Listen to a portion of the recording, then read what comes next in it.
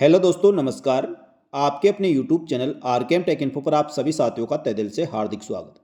दोस्तों, इस वीडियो में बात करने वाले हैं राजस्थान कर्मचारी चयन बोर्ड द्वारा आयोजित लिपिक ग्रेड सेकंड कनिष्ठ सहायक संयुक्त सीधी भर्ती परीक्षा 2024 के संबंध में। साथियों, एलडीसी भर्ती का परीक्षा परिणाम राजस्थान कर्मचारी चयन बोर्ड द्वारा मेरिट क्रमानुसार जारी किया गया था। उसके बाद माध्यमिक शिक्षा विभाग द्वारा 4197 पदों के लिए दस्तावेज सत्यापन हेतु 7863 अभ्यर्थियों को पात्र माना गया है, जिसके ऑनलाइन स्क्रूटनी फॉर्म 2 मई से लेकर 8 मई के बीच भरवाए जा चुके हैं। अब दस्तावेज सत्यापन और पात्रता की जांच 14 मई से लेकर 28 मई 2025 तक माध्यमिक शिक्षा विभाग द्वारा जयपुर में महात्मा गांधी राजकीय विद्यालय मालवीय नगर सेक्टर 2 जयपुर में करवाए जाएंगे। तो सभी अभ्यर्थी चाहे राजस्थान के कहीं के भी हो, सभी के दस्तावेज सत्यापन जयपुर के महात्मा गांधी राजकीय महाविद्यालय मालवीय नगर सेक्टर 2 में किए जाएंगे। समस्त अभ्यर्थी अपने दस्तावेज तैयार कर ले। साथियों, इस वीडियो में बात करने वाले आपको कौन कौन से दस्तावेजों की आवश्यकता होगी, दस्तावेजों की चेकलिस्ट किस प्रकार से बनानी है और दस्तावेज आपको 2 सेट में बनाने होंगे। साथ ही जिन अभ्यर्थियों ने ऑनलाइन स्क्रूटनी फॉर्म भरा है और कोई भी दस्तावेज आपका छूट गया है या गलत अपलोड हो गया है तो क्या करना है, इन सब के बारे में सटीक जानकारी इसी वीडियो में मिलने वाली है। इसलिए वीडियो को पूरा अंत तक देखें। और जो अभ्यर्थी पहली बार हमारे यूट्यूब चैनल को देख रहे हैं दोस्तों, हमारे यूट्यूब चैनल टेलीग्राम चैनल को आप सब्सक्राइब कर ले। चैनल का लिंक इसी वीडियो के डिस्क्रिप्शन बॉक्स में मिलेगा, वहां से क्लिक करके आप ज्वाइन कर सकते हैं। चलो शुरू करते हैं इस वीडियो को। साथियों, कार्यालय निदेशक माध्यमिक शिक्षा राजस्थान बीकानेर के द्वारा लिपिक ग्रेड सेकंड कनिष्ठ सहायक संयुक्त सीधी भर्ती परीक्षा 2024 के दस्तावेज सत्यापन हेतु विशेष दिशा निर्देश जारी किए गए थे। वह इस प्रकार है। आपको ऑनलाइन स्क्रूटनी फॉर्म भरने के बाद चेकलिस्ट के अनुसार कौन कौन से दस्तावेज आपको संलग्न करने होंगे, उनका विवरण इसमें विस्तृत रूप से दिया गया है। तो साथियों, ऑनलाइन विस्तृत आवेदन सह प्रतीक्षा प्रपत्र में आवश्यक कॉलम की पूर्ति की जाकर आपको 2 प्रतियों में प्रस्तुत किया जाना है। विस्तृत आवेदन सह प्रतीक्षा प्रपत्र दोनों प्रतियों के साथ आपको 100 हस्ताक्षरित अपलोड किए गए दस्तावेजों की निम्नानुसार नित्य किए जाने हैं। यानी साथियों, ऑनलाइन स्क्रूटनी फॉर्म आपने भर दिया है, उसका आपको 2 प्रति में प्रिंट आउट लेना है और जो आपने पेमेंट किया है उसकी फीस की रिसिप्ट भी आपके पास होना जरूरी है। सबसे पहले शैक्षणिक योग्यता के दस्तावेज हेतु संपूर्ण अंक तालिका है, उसके प्रमाण पत्रों की प्रति आपके पास होनी जरूरी है। जन्म तिथि के सत्यापन हेतु सेकेंडरी की उत्तीर्ण अंक तालिका है, प्रति या जन्म प्रमाण पत्र की प्रति आपको संलग्न करना होगा। नंबर 3, मूल निवास प्रमाण पत्र की प्रति। अनुसूचित क्षेत्र टीएसपी का निवासी होने की स्थिति में अनुसूचित क्षेत्र का विशेष मूल निवास प्रमाण पत्र आपको संलग्न करना होगा। नंबर 4, जाति प्रमाण पत्र, जिसमें आर्थिक रूप से कमजोर वर्ग, अनुसूचित जाति, अनुसूचित जनजाति, अन्य पिछड़ा वर्ग, अति पिछड़ा वर्ग का प्रमाण पत्र, जिसमें अति पिछड़ा वर्ग सम्मिलित जातियों का नाम हो, शहर या आदिम जाति का सक्षम स्तर से जारी प्रमाण पत्र, विज्ञापन में उल्लेखित क्रमांक कैट 2 विभाग परिपत्र 20/1/2022 के अनुसार अनुसूचित जाति, अनुसूचित जनजाति, अन्य पिछड़ा वर्ग, अति पिछड़ा वर्ग, आर्थिक रूप से कमजोर वर्ग के अभ्यर्थियों को आरक्षण का लाभ लेने हेतु जाति प्रमाण पत्र ऑनलाइन आवेदन की अंतिम तिथि तक जारी किया हुआ प्रस्तुत करना होगा। आवेदन की अंतिम तिथि के बाद प्रमाण पत्र वाले अभ्यर्थियों का शपथ पत्र प्रस्तुत करना होगा। नंबर 5, दस्तावेज सत्यापन के समय हस्तलिपि बोर्ड की वेबसाइट पर उपलब्ध प्रारूप के अनुसार जांच हेतु हिंदी और अंग्रेजी भाषा में अभ्यर्थियों को 100 हस्तलिपि पैराग्राफ अपलोड करे और उसकी मूल प्रति साथ लेकर जावे। विस्तृत आवेदन में अपलोड की जाने वाली फोटो एवं आवेदन में अपलोड की गई फोटो समान होनी चाहिए। हस्ताक्षर आवेदन में किए गए हस्ताक्षर के समान होना जरूरी है। नंबर 6, अन्य प्रमाण पत्र जो लागू नहीं हो उसको आप छोड़ दें। ए, विधवा विवाह के मामले में महिला के पति का मृत्यु का प्रमाण पत्र, जिसमें पत्नी का नाम स्पष्ट रूप से अंकित हो। उक्त श्रेणी के अभ्यर्थी साक्ष्य के रूप में पति की मृत्यु का प्रमाण पत्र के साथ विवाह पंजीकरण प्रमाण पत्र तथा पति पत्नी का कोई संयुक्त आईडी, जिसमें राशन कार्ड, आधार कार्ड, वोटर आईडी अथवा प्रमाणित दस्तावेज संलग्न करें जिसमें पति पत्नी होने का उल्लेख हो। इस श्रेणी में अभ्यर्थना पुनर्विवाह किए जाने न किए जाने के संबंध में फोटोयुक्त 100 हस्ताक्षरित घोषणा पत्र आपको संलग्न करना होगा। ये विधवा महिला के मामले में है। बी, परित्यक्ता महिला के मामले में सक्षम न्यायालय द्वारा जारी डिग्री प्रमाण पत्र की प्रति। उक्त श्रेणी में अभ्यर्थी तलाक की डिग्री आवश्यक रूप से प्रस्तुत करे और यदि पति पत्नी की कोई संयुक्त आईडी हो तो वह संलग्न करे। इस श्रेणी में अभ्यर्थी द्वारा पुनर्विवाह किए जाने न किए जाने के संबंध में फोटोयुक्त 100 हस्ताक्षरित घोषणा पत्र आपको संलग्न करना होगा। नंबर सी, निःशक्त जन के मामले में जो दिव्यांगजन अभ्यर्थी है, सक्षम चिकित्सा अधिकारी मेडिकल बोर्ड द्वारा प्रदत्त निःशक्तता प्रमाण पत्र जो 40% या इससे अधिक निःशक्तता का हो, उसकी प्रति आपको संलग्न करनी होगी। इसके बाद डी, उत्कृष्ट खिलाड़ी। उत्कृष्ट खिलाड़ी के मामले में विज्ञापन दिनांक 13/2/2024, विज्ञापन संख्या 6/2024 में अंकिता अनुसार सक्षम स्तर के प्रमाण पत्रों की प्रतियां। उक्त खेल प्रमाण पत्र इस भर्ती में आवेदन करने की अंतिम तिथि से पूर्व का होना आवश्यक है। भूतपूर्व सैनिकों के लिए भूतपूर्व सैनिक के मामले में सेवानिवृत्त आदेश, डिस्चार्ज डायरी, एनओसी की प्रति व सब प्रमाणित स्वतः घोषणा पत्र व वचनबद्ध आपको देना होगा। एफ, अलग अलग राजपत्र अधिकारी द्वारा जारी 2 मूल चरित्र प्रमाण पत्र सभी अभ्यर्थियों के लिए लागू है, जिसमें प्रथम सेट में आपको दोनों मूल चरित्र प्रमाण पत्र लगाने हैं और दूसरे सेट में उसकी फोटो प्रति लगानी है।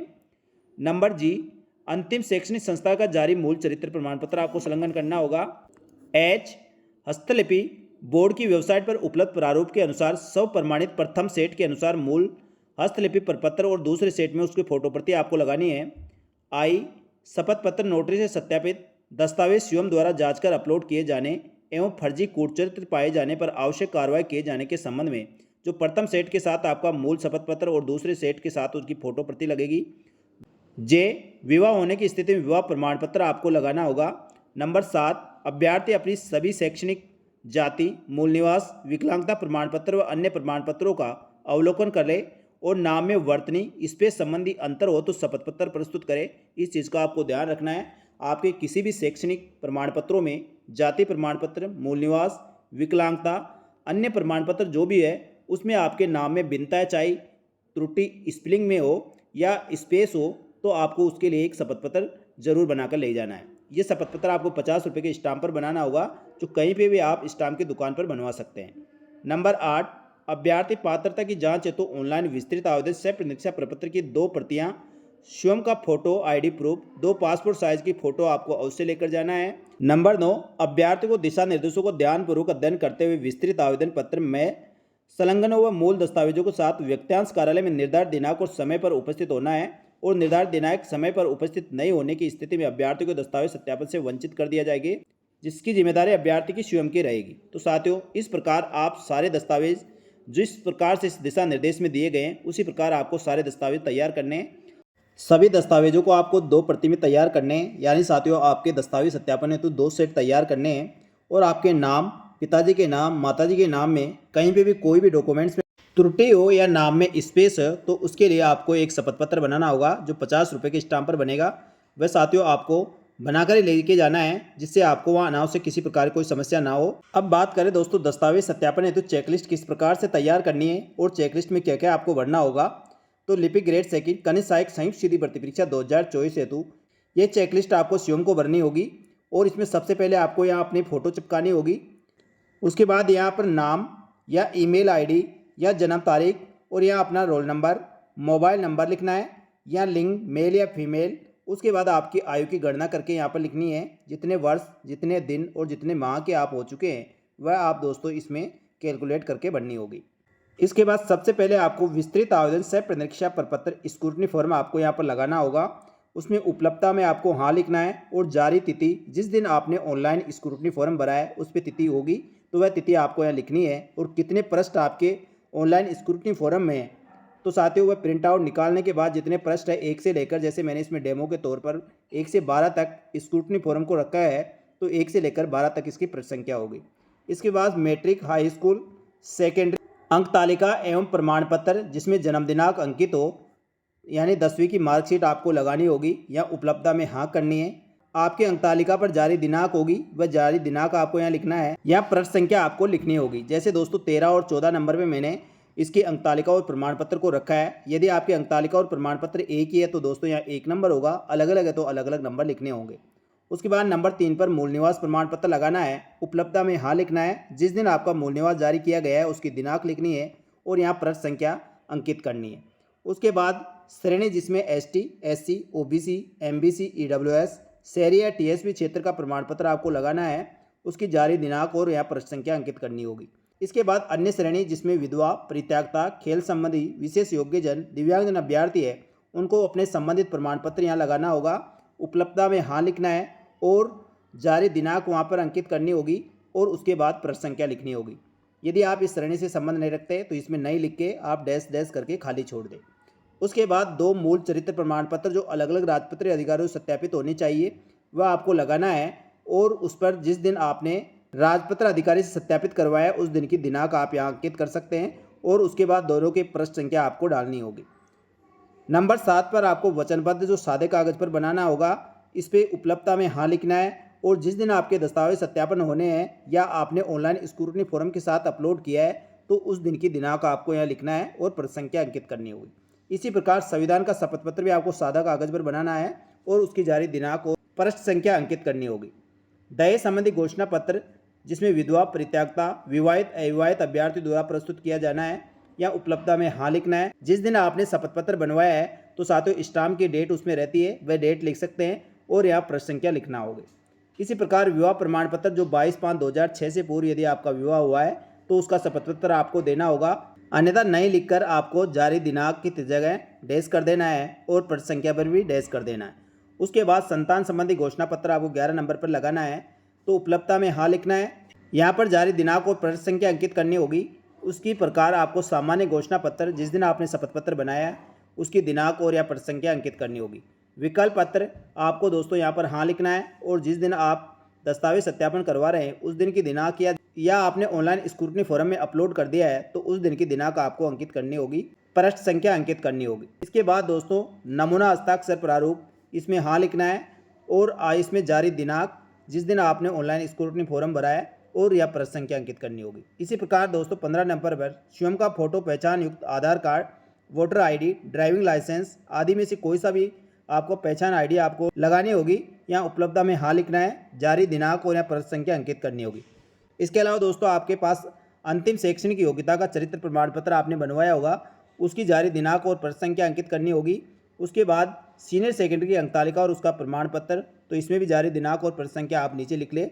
और उसके बाद यदि आपने स्नातक कर रखी है तो उसकी अंक तालिका और प्रमाण पत्र, साथ ही जारी दिनांक और यहाँ पर उसकी पृष्ठ संख्या अंकित करनी होगी। क्योंकि साथियों इसके अलावा इसमें अंतिम शैक्षणिक योग्यता के चरित्र प्रमाण पत्र, सीनियर सेकेंडरी की अंक तालिका प्रमाण पत्र और यदि स्नातक कर रखे तो उसकी डिटेल भरने के लिए ऑप्शन नहीं दिया गया है, तो आप या तो इसको दोस्तों वर्ड में प्रिंट करके उसमें आप ये डाल सकते हैं या सादा पेन से आप क्रम संख्या लिखकर दोस्तों उसका विवरण दे सकते हैं। फिर अभ्यर्थियों को यहाँ सिग्नेचर करना होगा। तो साथियों इस प्रकार दस्तावेज सत्यापन हेतु पूरी चेकलिस्ट को आपको सही से भरना है और बिल्कुल साफ सुथरा इसको भरना होगा। साथियों दस्तावेज सत्यापन हेतु चेकलिस्ट बनाई गई है, इसी चेकलिस्ट के अनुसार आपके सारे दस्तावेज होने चाहिए और आपके सारे दस्तावेज की प्रति इसके नीचे लगी हुई होनी चाहिए। साथियों दस्तावेजों को आपको 2 सेट में तैयार करने होंगे, एक में आपके मूल दस्तावेज लगेंगे, दूसरे में सभी दस्तावेजों की फोटो प्रति लगेगी। इसके अलावा जो आपके मूल प्रमाण पत्र है जैसे आपकी अंक तालिकाएं और प्रमाण पत्र जिसमें 10वीं की, 12वीं की या ग्रेजुएशन कर रखा है तो ग्रेजुएशन तक की, उसके अलावा जाति प्रमाण पत्र, मूल निवास, पहचान की आईडी, ये जो आपके ओरिजिनल दस्तावेज है इसको आपको अलग से सेट बनाना है। उसके अलावा दोस्तों जो घोषणा पत्र, शपथ पत्र, चरित्र प्रमाण पत्र, अंतिम शैक्षणिक योग्यता का प्रमाण पत्र, ये सभी मूल प्रमाण पत्र आपको जो ओरिजिनल एक सेट में तैयार करने हैं जो इस चेकलिस्ट के अनुसार रहेगा और दूसरा सेट में सभी दस्तावेजों की आपकी फोटोकॉपी रहेगी। इस प्रकार आपको 2 सेट में सभी दस्तावेज तैयार करने हैं। और जिन अभ्यर्थियों ने दोस्तों ऑनलाइन स्क्रूटनी फॉर्म भरा है और ऑनलाइन स्क्रूटनी फॉर्म में यदि कोई भी आपका शपथ पत्र, घोषणा पत्र या अन्य कोई दस्तावेज छूट गया है तो आपको दोस्तों दस्तावेज सत्यापन जो ऑफलाइन दस्तावेज सत्यापन होगा उसमें आपको बिल्कुल भी गलती नहीं करनी है। वह सभी दस्तावेज आपको ऑफलाइन में जरूर लेकर जाना है और इस चेकलिस्ट के अनुसार आपके सारे दस्तावेज क्रम से जमाना है जिससे आपको दस्तावेज सत्यापन में किसी प्रकार की कोई दिक्कत ना हो।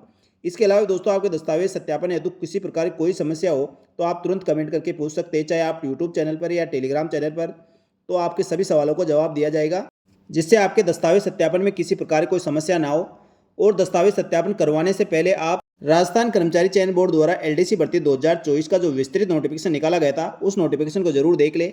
सारे नियम, शर्तें और दस्तावेजों की वैलिडिटी के बारे में उसको विस्तार रूप से बताया गया है, तो एक बार आपको जरूर उसको देख लेना चाहिए। उसके साथ ही जो माध्यमिक शिक्षा विभाग द्वारा आपके दस्तावेज सत्यापन हेतु विस्तृत दिशा निर्देश जारी किए गए हैं उनको भी ध्यान से पढ़ना होगा और सभी दस्तावेज उसकी गाइडलाइन के अनुसार आपको क्रम से जमाना है जिससे आपको दस्तावेज सत्यापन में किसी प्रकार की कोई समस्या नहीं हो। और साथ ही दस्तावेज सत्यापन हेतु जो आपने ऑनलाइन स्क्रूटनी फॉर्म भरा है और ऑनलाइन स्क्रूटनी फॉर्म में आपने समस्त घोषणा पत्र, शपथ पत्र जो अपलोड किए गए हैं उस दिन की उसमें दिनांक लिख रखी होगी। और दोस्तों आपने यदि ऑनलाइन स्क्रूटनी फॉर्म में कोई भी घोषणा पत्र, शपथ पत्र अपलोड नहीं किया गया है तो जिस दिन आपने शपथ पत्र बनाया है तो शपथ पत्र पर दोस्तों लिखा होगा उस दिन की जारी दिनांक लिख सकते हैं। और जो भी घोषणा पत्र है उसको जो आप सेल्फ सादा कागज पर बना रहे हैं तो जिस दिन आपके दस्तावेज सत्यापन होने वाले हैं उस दिन की दिनांक लिखकर इसके साथ संलग्न कर सकते हैं।